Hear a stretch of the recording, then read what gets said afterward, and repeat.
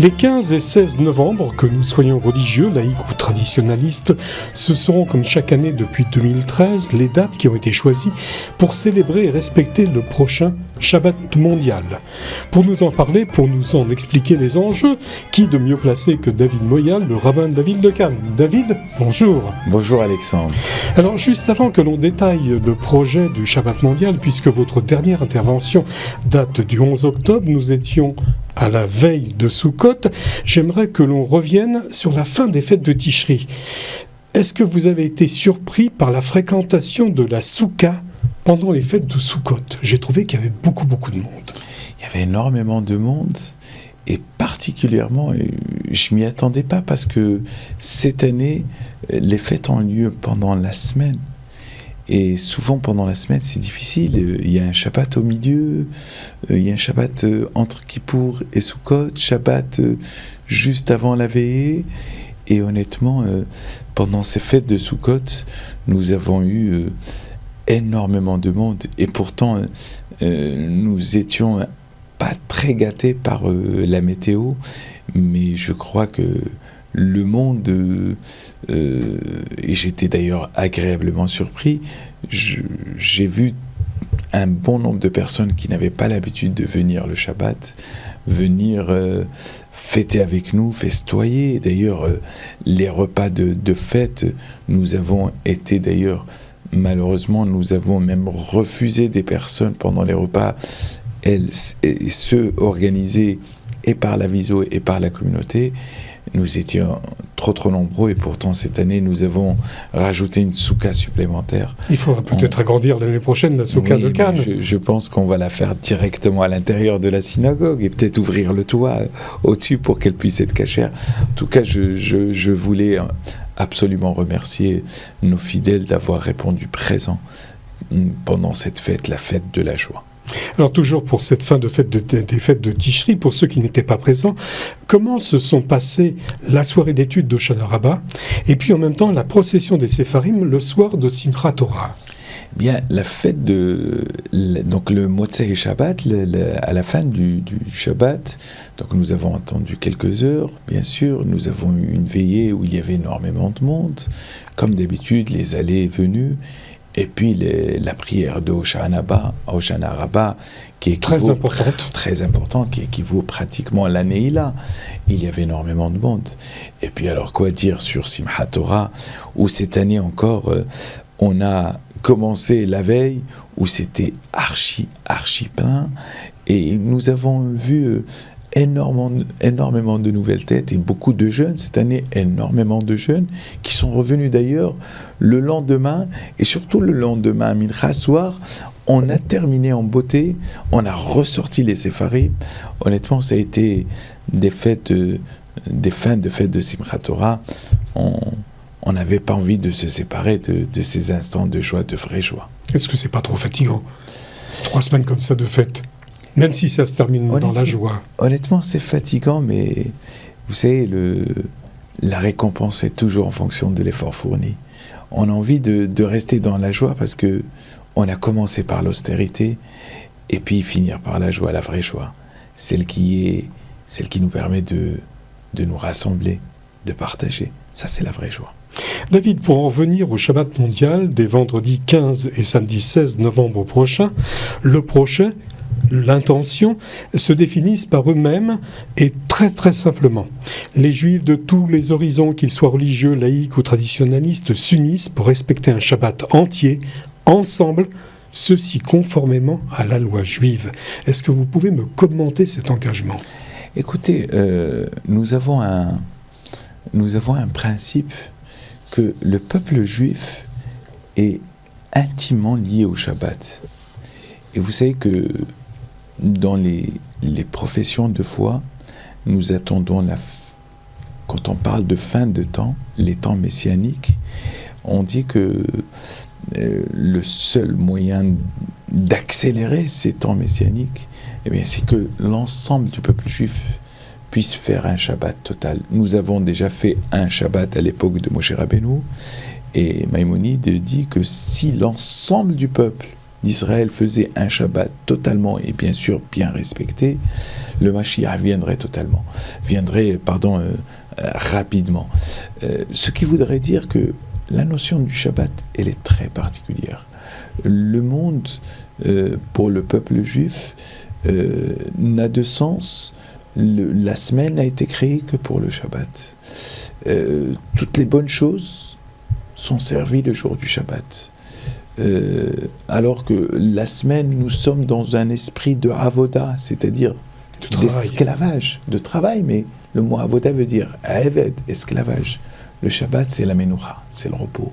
C'est l'envie de partager, aussi de tirer profit pleinement de sa famille, de ses amis, d'avoir un bon moment. Et le moment dans l'intimité que l'on peut avoir avec son épouse, eh bien, ce sont les mêmes moments d'intimité que l'on a avec Dieu. Parce que c'est le Shabbat, d'ailleurs il est marqué, le jour du Shabbat, toute la subsistance et tout ce que nous dépensons le jour du Shabbat n'est pas compris dans ce que Dieu nous octroie depuis Rosh Hashanah. Donc voyez-vous, le Shabbat, Dieu nous demande « Donnez-moi et je vous donnerai ». C'est une notion de partage dans une forme de réciprocité. Alors, toujours dans le Shabbat mondial, le concept a été introduit en Afrique du Sud en 2013 à l'initiative du grand rabbin Warren Goldstein et a séduit près de 70% des 75 000 juifs du pays, à la surprise même de son instigateur. De nombreux juifs ont pu ainsi respecter Shabbat pleinement, la plupart pour la première fois de leur vie. C'est un petit peu le principe que vous voulez instaurer ici en France. Enfin, quand je dis vous, c'est ça a été une initiative qui a été accueillie, qui a été très très bien accueillie, et en même temps, le seul et unique moment où l'on se parle, où l'on peut partager des choses, comme je l'ai dit précédemment, c'est le Shabbat. On oublie un petit peu tous les soucis. Et on oublie tous les soucis d'ailleurs quand on vient le jour du Shabbat. Après l'office, il y a chez nous toujours un grand apéritif. Et vous voyez tous ces gens qui partagent, souvent qui ne se voient pas, parfois qui ne se connaissent même pas. Et puis il y a une joie, il y a une chaleur exceptionnelle. Vous imaginez, si on passait toute la journée du Shabbat ensemble, eh bien on se connaîtrait encore mieux. Ce n'est pas le petit quart d'heure ou 20 minutes, une demi-heure que nous passons ensemble. Là, c'est la totalité de la journée. Et je pense que le peuple juif a besoin de ça pour se renforcer vis-à-vis de lui-même, et pour demander à Dieu aussi de l'aider dans tout ce que l'on pourrait entreprendre. Donc le Shabbat, c'est la colonne vertébrale du peuple juif. Le Shabbat est tellement important que le monde n'a été créé que pour le Shabbat. Le slogan du Shabbat mondial, je pense qu'il a été traduit de l'anglais. Alors je vais le lire, mais je vous assure, je pense qu'il a été traduit de l'anglais. Être, c'est bien, faire, c'est mieux. Le Shabbat mondial, c'est vous qui le faites. Et pour le faire, ici à Cannes, la préparation de ce Shabbat mondial commencera dès mercredi prochain avec la Afrashatala, la préparation et la cuisson des chalotes, ici dans les cuisines du centre communautaire ACI de Cannes. Alors, est-ce que c'est la recette des chalotes d'Eva que l'on va pétrir et que l'on va faire cuire? Je pense que c'est la recette de toutes les femmes qui vont venir ce jour-là pour apporter leur plus, pour améliorer ce Shabbat. Mais d'abord, la frashatrala, c'est-à-dire il y a un prélèvement. Il y a des mitzvot qui sont liés aux femmes. Afrashatrala, ça veut dire prélèvement sur la chala. Voilà, quand on prélève. Il y a une mitzvah de prélever de la pâte à partir d'un certain nombre d'une mesure. Et là, c'est l'ensemble des femmes qui vont prélever avec bénédiction. Ce sont des mitzvot liés aux femmes. Et quoi que de meilleur, d'excellent, que de voir l'ensemble de ces femmes, peut-être qui n'ont peut-être pas l'habitude ou qui ne font pas le pain, de venir le faire et pas uniquement de travailler, parce que c'est pas le but, c'est surtout et pas de pétrir uniquement, parce que nous avons aussi un pétrin, rassurez-vous, mais c'est surtout que chacun puisse prélever cette partie-là. C'est de le faire ensemble et de prélever. De le faire ensemble. Et de faire ensemble, c'est aussi partager ensemble, pas uniquement, comme je disais tout à l'heure, les recettes, mais c'est de voir toutes ces femmes, parfois qui ne se connaissent pas, d'être dans une forme de mouvance, dans une envie d'aller encore. Et honnêtement, l'année dernière, elle ne voulait pas que cet instant-là s'arrête. Ça aussi, c'est le moment de Afra Chatrala. Alors, bien sûr, vous avez traduit quelque chose de l'anglais. Faire, c'est mieux. Faire, le faire dans la Torah, c'est l'otarasé, vous ne transgresserez pas, mais la Torah, c'est vrai que souvent quand on traduit l'ensemble des activités interdites, le Shabbat, nous disons il y a énormément d'interdits. Mais je voudrais juste dire une chose, il y a tellement de choses permises, il faut tellement positiver le jour du Shabbat. Beaucoup de gens autour de nous pensent que on se détache ce jour-là, mais c'est une chance de se détacher, par exemple, de son téléphone. C'est une chance ce jour-là de se détacher de son véhicule. C'est une chance ce jour-là de ne pas écrire, d'être entièrement orienté vers la discussion, la parole, l'échange. L'écoute. Et l'écoute, tout à fait. Parce que, dites-vous une chose, à l'époque de nos parents et grands-parents, nous n'avions pas tous ces, facilités. Toutes ces facilités. Eh bien, dites-vous qu'il y avait une forme de solidité dans la famille, parce qu'il y avait l'écoute, parce qu'il y avait le partage, parce qu'il y avait ce qu'on appelle aujourd'hui la communication. Mais il y a aujourd'hui trop de communication, il y a tellement de moyens de communication très sophistiqués que finalement, les gens ne communiquent pas. Alors le seul et unique moyen de communiquer, eh bien ce jour-là, c'est retirer ces éléments qui nous éloignent de la vraie communication. La vraie communication, c'est celle qui nous permet d'être les yeux dans les yeux et d'être face à face et d'échanger et d'écouter l'autre et d'être joyeux pour l'autre. C'est ça le sens aussi du Shabbat. Alors pour ceux qui voudraient participer à ce Shabbat mondial, les 15 et 16 octobre, celui-ci débutera ici à Cannes. Je dis bien à Cannes, vendredi soir juste avant le coucher du soleil, avec un allumage des bougies avant 16h48 et se terminera samedi soir à 17h51 après l'apparition des étoiles. Avec vendredi un office à 17h, c'est ça ? Nous ferons Mincha à 17h, suivi comme d'habitude de l'office de Harvit. Il y a toujours un petit moment où on fait le cours pendant l'office. Et puis, ce qui comptera le plus, nous avons voulu plutôt axer notre journée du Shabbat matin, parce que ce sont des Shabbatot assez courts finalement. Ce sont des Shabbatot qui sortent. D'ailleurs, je pense que même le samedi soir, il y a quelque chose qui est organisé par la suite. Après l'Avdallah, il y a la pizzeria qui sera ouverte, où on retrouvera encore, cette fois-ci en musique, avec tout ce qui avait été proscrit ce jour-là. Eh bien, on le remettra à la fin de ce Shabbat. Mais la journée du Shabbat, proprement dit, bien sûr, comme vous le dites, et vous avez raison de le dire, de le rappeler, elle commence avant le coucher du soleil pour se terminer le lendemain après l'apparition des 3 étoiles. En tout cas, le Shabbat que nous voulons, c'est un Shabbat plein, et je demande à chacun, à chacune et à chacun de faire l'effort, non pas uniquement de venir au repas, c'est pas le but. Parce que les repas, nous avons, grâce à Dieu, un restaurant à votre disposition qui vous permettra de venir aussi discuter, partager, etc. Le but de ce Shabbat, c'est bien sûr de partager un repas ensemble, mais c'est d'être là depuis le départ jusqu'à la fin. C'est ça le but du Shabbat. Le Shabbat ne s'arrête pas uniquement au repas. Le Shabbat commence par la prière, par le repas, justement, le repas est aussi important. Il y aura un cours, et là je répondrai à beaucoup de questions.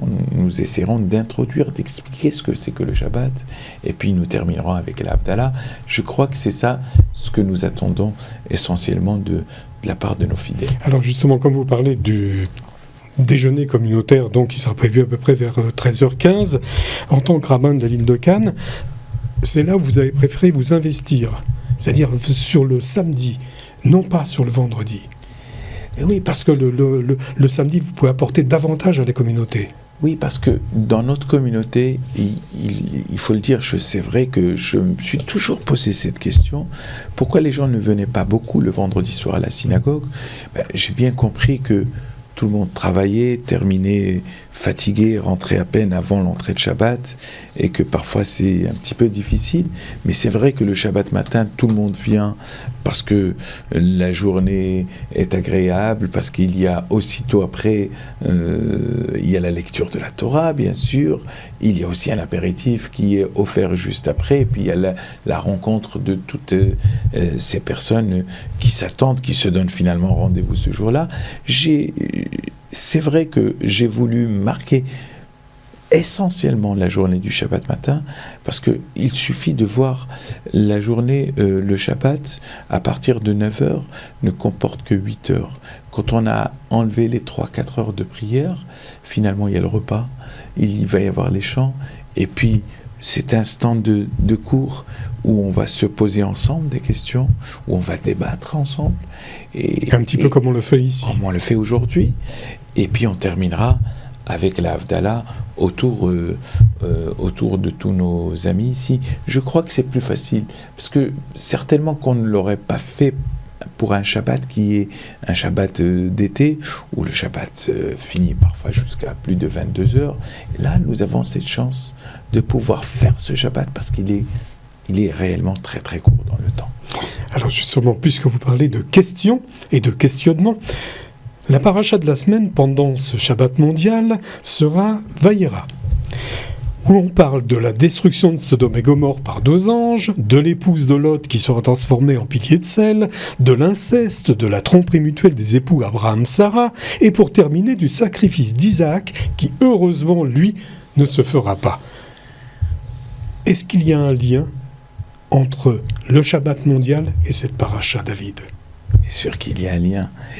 Mon cher Alexandre, vous avez fait une première lecture de cette paracha. Il y a pratiquement plus de 70 facettes pour donner un sens à la Torah. Le sens que vous avez donné est un sens presque littéral. Mais littéraire, journalistique. Très journalistique, disons-le le plus honnêtement. Mais voyez-vous par exemple, la Hakeda, le sacrifice, c'est un mérite pour l'ensemble du peuple juif. Parce que vous vous imaginez, Dieu met à l'épreuve Abraham, au bout de la 10e fois. Abraham accepte de licoter, de sacrifier son fils. Il se soumet totalement à Dieu, alors que Dieu lui a promis une descendance. Et voilà que maintenant lui demande de le sacrifier. Personne ne l'aurait fait. Abraham se soumet. Et puis Abraham se met contre Dieu pour que celui-ci ne détruise pas Sodome et Gomorrhe. Abraham nous montre ce que c'est la générosité, ce que c'est que l'hospitalité, ce que c'est que le partage. Voilà le sens. D'ailleurs, lorsque quelqu'un se convertit, hormis tout ce qu'on peut lui apprendre et lui transmettre comme mitzvot, difficile et moins difficile, dur et moins dur, mais on cherche surtout ce qu'il a à l'intérieur. Il devient le fils d'Abraham, parce que les enfants d'Abraham ne sont pas dans l'effronterie, ne sont pas dans l'arrogance. Ils sont dans l'entraide, ils sont dans le partage, dans l'hospitalité, dans l'amour les uns vis-à-vis des autres. Voilà ce qu'est le message de ce Shabbat. Et je ne pense pas un seul instant que ça soit par hasard. Le hasard n'existe pas. Et je crois que si ce Shabbat a été choisi, parce que nous devons prendre l'exemple d'Abraham Avinu, même si nous sommes les enfants d'Israël, mais Abraham Avinu nous a donné une ligne directrice qui est celle du partage, celle d'aller vers son prochain, de ne jamais être dans la réaction, mais toujours dans la réflexion, et jamais dans le jugement. Voilà ce que c'est que Abraham Avinu. Et Abraham a presque marchandé avec Dieu pour que celui-ci ne détruise pas Sodome et Gomorrhe. Et finalement, Dieu lui dit, Abraham, sache que même s'il y a un juste, je ne détruirai pas. Donc, C'est ce type de caractère que nous devons adopter pour que nous soyons toujours dans le positif et que Dieu nous laisse toujours dans le positif. C'est ce que je souhaite à l'ensemble de notre communauté. Je recevais juste avant ce Shabbat David Moyan, le rabbin de la ville de Cannes, avec qui nous avons évoqué le prochain Shabbat mondial des 15 et 16 novembre prochains. Merci David. Shabbat Shalom. Merci pour toutes ces explications. Je vous en prie, cher Alexandre, et Shabbat Shalom à tous. Shabbat Shalom.